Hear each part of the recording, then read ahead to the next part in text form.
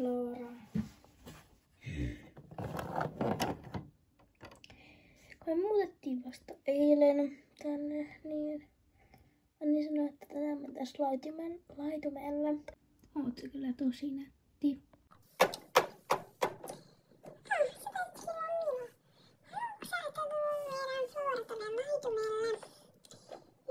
Siellä on näitä isompia hevosia ja siellä on tammoja enemmän. Niin, voidaan viedä se sitten.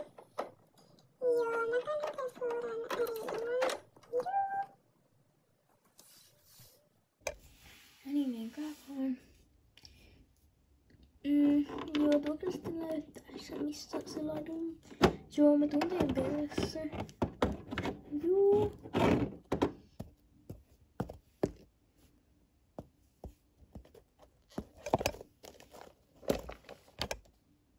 Tää on varmaan hyvä tarha Floralle.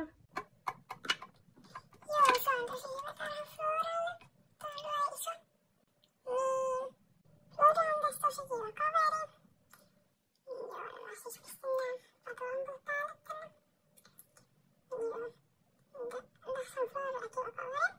Niin, tässä on Rosa tässä vieressä Floran kaverina. Roosa. Joo, Roosa näyttää kivalta.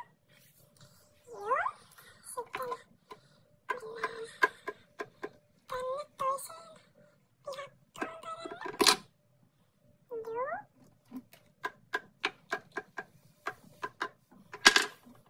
Ja siellä on toi Fiona ja Freija. Flora, mennäänkö ratsastamaan? Joo, mennään. Anni, tuotko tänne Flora vai rusteet tähän? Joo, kyllä voin tuoda. Okei, Flora, sit alkaa varustaminen.